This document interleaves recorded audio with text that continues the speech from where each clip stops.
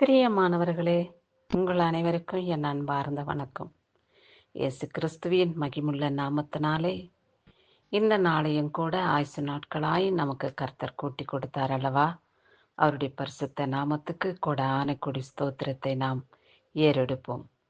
கடந்த இரவு பரியந்தம் கர்த்தர் நம்மை கண்ணின் மணி போல பாதுகாத்து கொண்டார். எந்த கொள்ள நோயின் தீங்கும் நம்மை தொடாதபடி அவருடைய இரத்த கோட்டைக்குள்ளே நம்மளை மூடி மறைத்து பாதுகாத்து ரட்சித்த தேவனை நாம் நன்றியோடு கூட ஸ்தோத்திரிப்போம். வாழ்நாளிலே இந்த நாளையும் கூட ஆயுசு நாட்களாய் கூட்டி கொடுத்த ராஜாவுக்கு நன்றி செலுத்துவோம். ஆவியானவரே, உமக்கு பிரியமானபடி உமக்கு சித்தமானபடி நாங்கள் வாழ்ந்திட உம்மேல் பிரியமுள்ளவர்களாக எப்பொழுதும் நிலைத்திருக்க எங்கள் இருதயங்களோடு கூட நீங்க பேசுங்க. எங்கள் உள்ளம் திரியங்களோடு கூட நீங்க பேசுங்க. எப்பொழுதும் நாங்கள் உம்மை ஸ்தோத்திரிக்கக்கூடிய பாக்கியத்தை கொடுங்க. பரலோக ராஜ்யத்துக்கு சித்தமுள்ளவர்களாக எங்களை நீங்க தகுதிப்படுத்தி பரிசுத்தப்படுத்துங்க ஆண்டவரே. அப்படி என்ற எண்ணத்தோடு கால வேளையிலே எழுந்து தேவனை தொழுது கொள்வோம். சரி, இந்த நாளிலே கர்த்தர் என்ன வார்த்தை நிமித்தமாய் நம்மோடு பேசுகிறார் என்று பார்ப்போம்.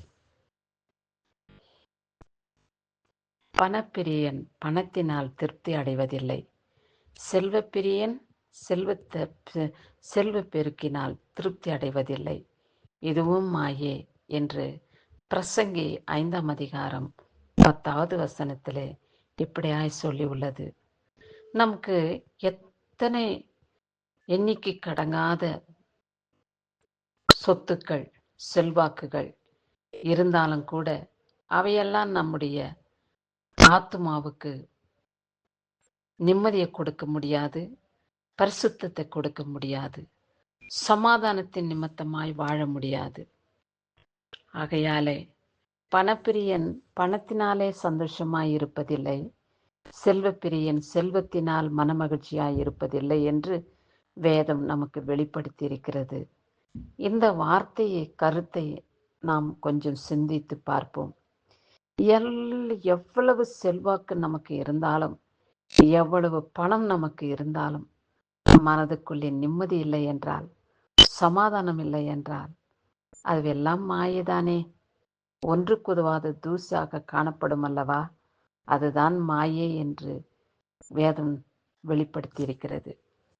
இந்த மாய உலகத்திலே வாழ்கிற நம்முடைய வாழ்க்கையும் கூட மாயமான வாழ்க்கையாய் காணப்படாதபடி இயேசு கிறிஸ்துவின் வல்லமுள்ள நாமத்தினாலே அவருக்கு சாட்சி உள்ளவர்களாய், அவரை நேசிக்கிறவராய், அவருடைய பாதத்திலே விழுந்து ஜெபித்து நல்ல பங்கை பெற்றுக்கொள்ளக்கூடிய பாக்கியமுள்ளவர்களாக நாம் வாழும்போது பரலோக ராஜ்யத்தின் மேன்மையை கர்த்தர் நமக்கு கொடுப்பார்.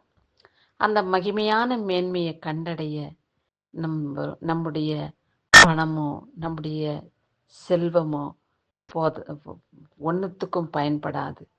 தேவ கிருபை மாத்திரம் நமக்கு நிலைத்திருக்க வேண்டும். அவருடைய மகிமையினாலே நாம் மூடப்பட்டு இருக்க வேண்டும். அவருடைய மகிமையின் வஸ்திரத்தை நாம் அணிந்து கொள்ள வேண்டும்.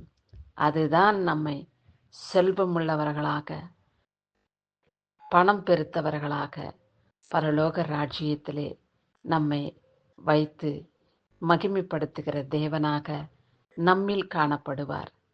இதை நாம் புரிந்து கொள்ள வேண்டும். மற்றவர்களை அநியாயப்படுத்தி, மற்றவர்களை துக்கப்படுத்தி, சகோதர சகோதரிகளுடைய சொத்துக்களை அபகரித்து, அவர்களுடைய நிம்மதியை கெடுத்து, அவருடைய பொருட்களை நாம் அநியாயமாய் பெற்றுக்கொண்டு நாம் செல்வாக்காய் வாழ்ந்து விடலாம், செல்வந்தராய் வாழ்ந்து விடலாம், நல்ல சுகபோகமாய் வாழ்ந்து விடலாம் என்று கனவிலும் நினைக்க வேண்டாம். இந்த செல்வாக்குகள் ஒன்றும் நம் ஆத்துமாவை சந்தோஷப்படுத்தாது. இந்த செல்வங்களை நாம் அனுபவிக்க நமக்கு கர்த்தர் அனுமதி கொடுக்க மாட்டார். நம்முடைய சரீரத்திலே பலவிதமான வியாதிகள், பலவிதமான நோய்கள் நம்மை ஆட்கொள்ளும். அப்பொழுது எவ்வளவு செல்வாக்கு இருந்தால் என்ன, அவைகளை அனுபவிக்க முடியுமா? அவைகளை நாம் பெற்றுக்கொண்டு நாம் செல்வந்தராகத்தான் வாழ முடியுமா? ஒன்றுத்துக்கும் பயனில்லை. ஒரு வசதி இல்லாதவர்கள் நோய் நொடி இல்லாமல் வாழ்வதே அவர்கள் செல்வந்தராக காணப்படுகிறார்கள்.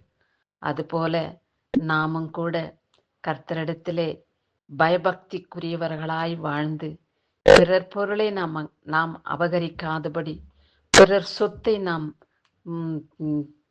தௌசனமாய் எடுத்துக்கொள்ளாதபடி, தேவனுக்கு பயந்து அவருடைய மகிமையை பெற்றுக்கொள்ள எப்பொழுதும் பிரயாசப்படுவோம். நமக்கு பூமியில எத்தனை செல்வாக்குகள் இருந்தாலும் நம்ம கூட வருகிறது தேவனுடைய கிருபையே என்று அறிந்து கொள்ளுங்கள். தேவனுடைய கிருபை மாத்திரம் நமக்கு இருந்தால் அந்த மகிமையான பரலோக ராஜ்யத்தில் பிரவேசிப்போம். முயற்சிப்பீங்களா? தேவனை தரிசிக்க உங்களை நீங்களே பரிசுத்தப்படுத்தி ஆயத்தமாய் காத்திருங்கள். கிறிஸ்துவுக்கே மகிமை உண்டாகட்டும். ஆமேன்.